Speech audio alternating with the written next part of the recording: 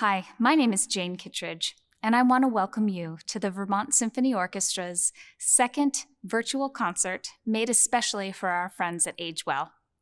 My colleagues, Tom Toner, Allison Cerruti, and I are looking forward to playing for you. As a special treat, we'll also be interspersing 4 audio clips from some of your own clients and volunteers who are kind enough to share their musical backgrounds with us.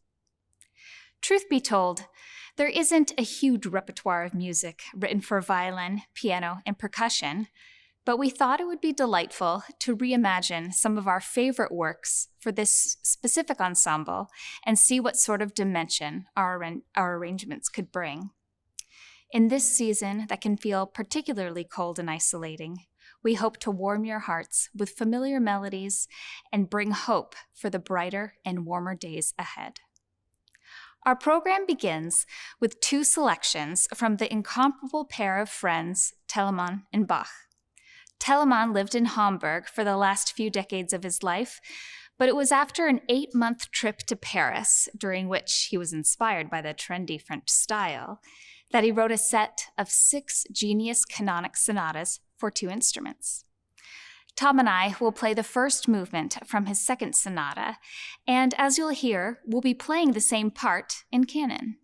Tom never quite catches up to me, but at the end, no one loses.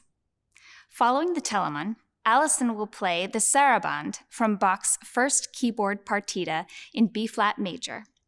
Published in 1726, this movement is part of a suite that presents Bach at the pinnacle of his keyboard writing. Incorporating elements from both the French and Italian styles of the day, this harmonically inquisitive movement displays the beautifully melodic and structured voice we know as Bach.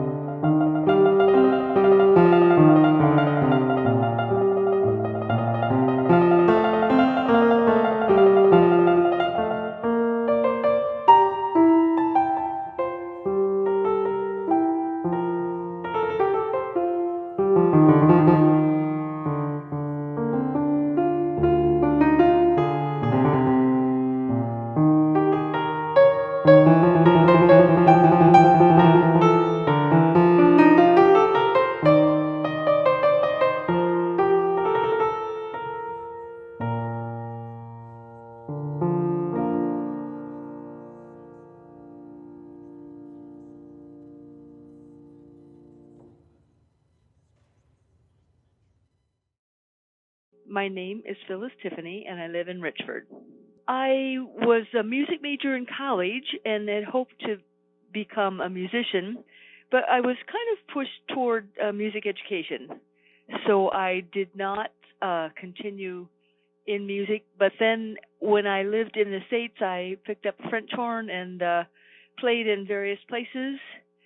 And when I lived in Canada, I played in a military band called the Governor General's Horse Guards. And since living in Vermont, have played in 3 or 4 different community bands. In the bands I played in Quebec, much of the instruction was in French, but fortunately music is kind of an international language, so I was still able to get by.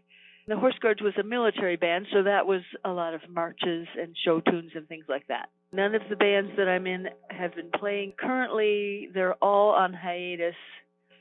I stream a jazz program from Toronto, and I stream world music, and I just turn it on pretty loud. So I've been missing it and not getting a very good fix, to be honest. My mom played the violin, and not professionally, but amateur. And my dad picked up the clarinet in his later life. And I have 2 brothers, both of whom are involved in bands. One plays the trombone, and the other plays euphonium. My brothers and I have played at various 4th of July events, and there were times when we sat in on their community band with them and some of their grown kids, and it was a pretty awesome event to have family playing together. It's hard to live in a place as beautiful and dynamic as Vermont without wondering if Vivaldi wrote his famous violin concerto, The Four Seasons, especially for the Green Mountain State. Chances are slim, but one needn't look far to see the vibrant array of textures, colors, and contrasts Vivaldi illustrates. One of my favorite pieces to play this time of year is the Largo from the Winter Concerto. Vivaldi's sonnets that accompany each movement of the Four Seasons set a scene, bringing the music into vivid focus. While a number of translations exist, the sonnet accompanying Largo reads, "By the fire we sit content and happy, and outside the rain pours down."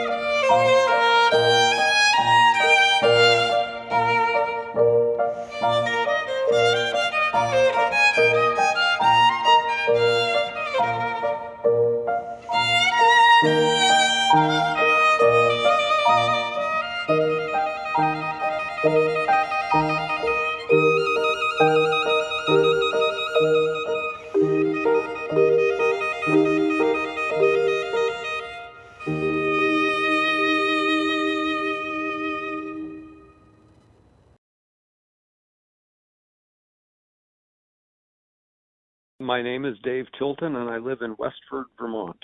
Sometime around 1968, I was at Salem High School, And I was in the marching band and the concert band. And I played trumpet in the marching band and French horn in the concert band. And because I was, I suppose, reasonably good at playing the trumpet, I was designated as New Hampshire's representative to the Ronald McDonald Marching Band, and went with kids from other states to the Macy's Parade and other similar events. And during that time, some friends and I formed a band patterned after the group Chicago, and I was a trumpet player in that. And, I had some buddies, and we played at high school generally and got paid a little bit. But since then, I've dabbled in guitar. I think my fingers are too stubby to do very well with the guitar. But I am currently taking piano lessons, and I have been taking piano lessons for 2 or 3 years now. And my music is, popular music. Like my piano teacher, the last thing that she was showing me how to play was Hungry Heart by Bruce Springsteen. Am fairly passionate about music and enjoy working on different instruments. Tieleman Susato was a prototypical Renaissance man, a Flemish composer, instrumentalist, calligrapher, and publisher of music. He was a prolific man who had a hand in all aspects of musical creation. In 1551, he published a famous set of dance music for instruments in flexible combination, much of which is still performed and recorded today in various arrangements, often including brass, wind instruments, percussion, and stringed instruments. We'd love to offer a set of 3 dances, the 6th rondo, Mont de Cire, and the 9th rondo.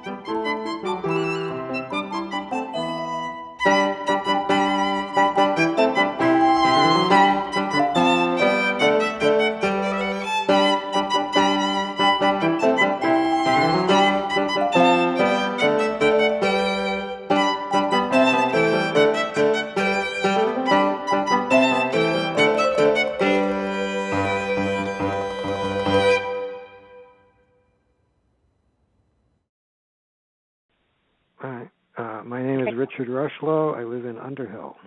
I was a music major in college and graduated a music education degree from the University of Connecticut. I was born in Vermont but raised in Connecticut.